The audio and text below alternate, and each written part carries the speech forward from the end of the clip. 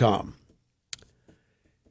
Americans, ladies and gentlemen, are taking their country back, and they're doing it one election at a time. As was evidenced in Wisconsin, Americans are not afraid of union goons.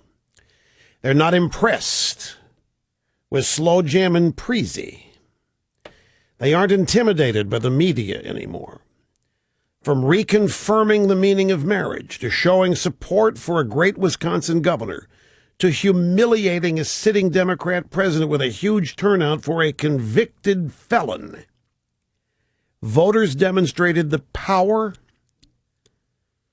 attributed to Barack Obama, and the state-controlled media has been overestimated. Conventional wisdom was nuked yesterday. Tea Party dead, Occupy Wall Street and the Ascension. Obama's shoo-in re-election. In fact, the Beltway Republicans, the Republican establishment, still think Obama's a shoo-in. They really do. I kid you not. They think, maybe not a shoo-in now, but before yesterday, Rush, don't get your hopes up. He's an incumbent. He's got so much at his disposal. And could well be. But the people don't want to hear that.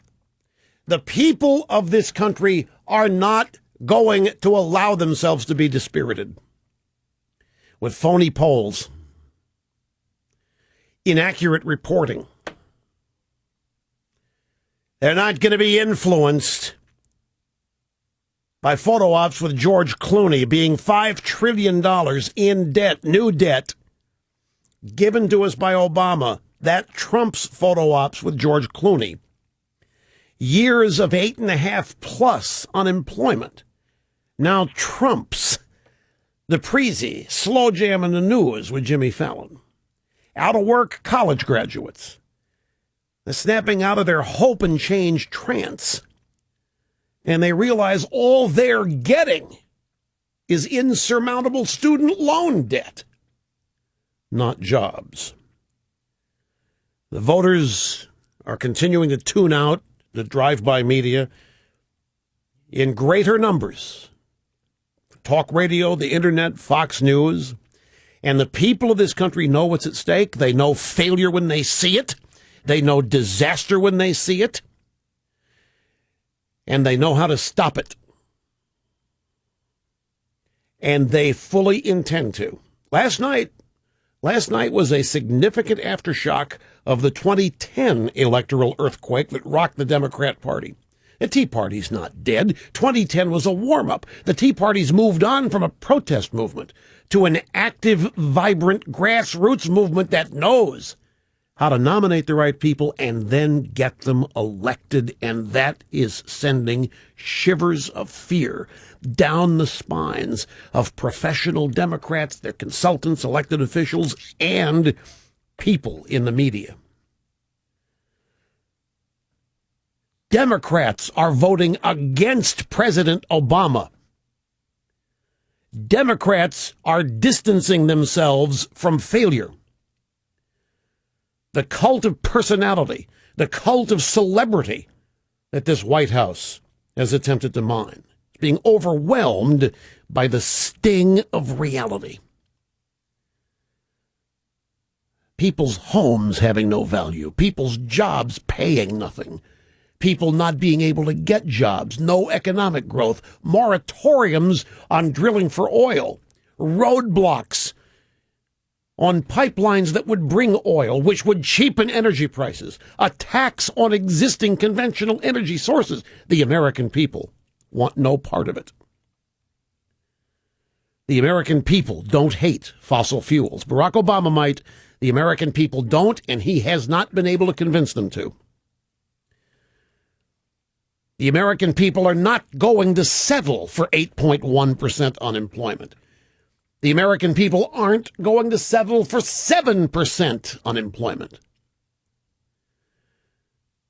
Vast majorities of the American people understand the greatness of this country.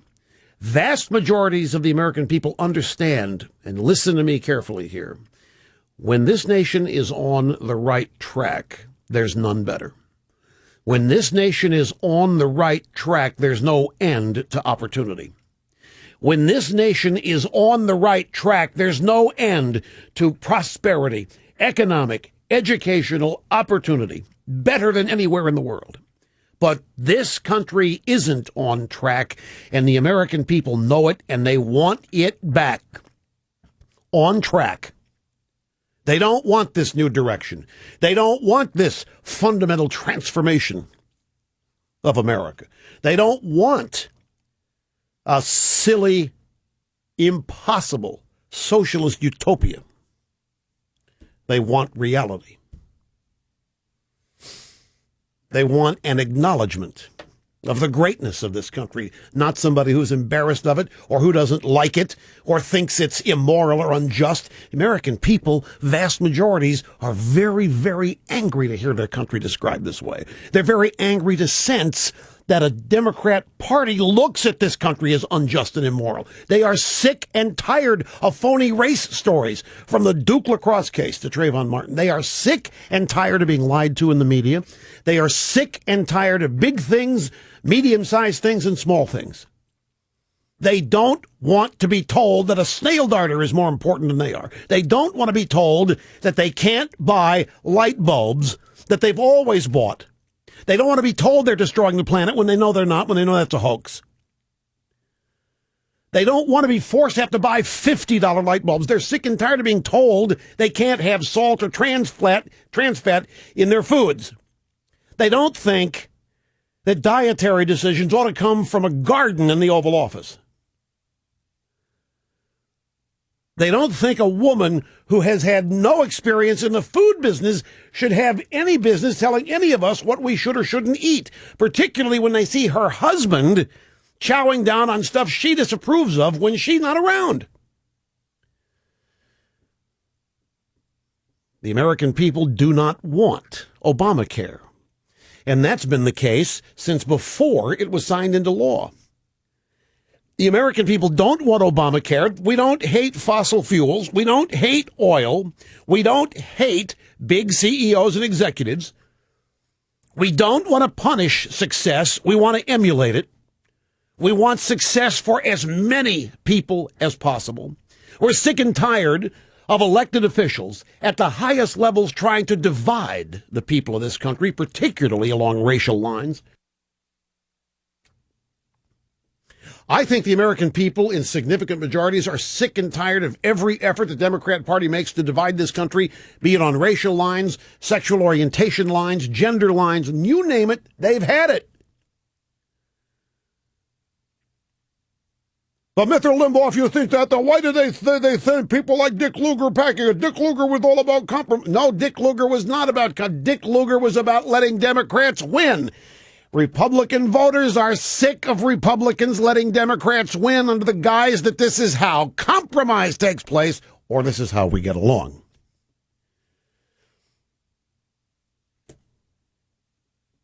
The people of this country do not hate people who create jobs. They actually like people that create jobs. They want to know people who create jobs. Many Americans actually want to work for people who create jobs. I'd rather work for somebody who creates a job than somebody who doesn't, because there isn't a job in that circumstance. Look at the support Scott Walker's getting in Wisconsin. After a tsunami of national union money into that state, threats, conventional wisdom from the media that Walker's dead. The polls all said Walker's finished, doesn't have a chance. Democrats taking the state back. Look at the vote turnout in Wisconsin. Walker, who didn't need a single vote for anything last night, got more votes than the two Democrats combined in Wisconsin. You kidding me? I mean, that says it all, or at least so much. All right, brief timeout. And we'll take a break, come back. We'll get some of your phone calls in. And then some of the sound bites and some media assessments. Why did Dick Lugar actually lose? What really went on? And yes, I'm continually being hounded here to offer my unique and not found anywhere else thoughts on Mrs. Clinton's appearance. Because after all, I'm the one. See, people remember. I'm the one who asked some years ago, 2008 presidential campaign, I said, do American people want to watch the aging process in the Oval Office? And some people think that what's happening now is a referendum on that question.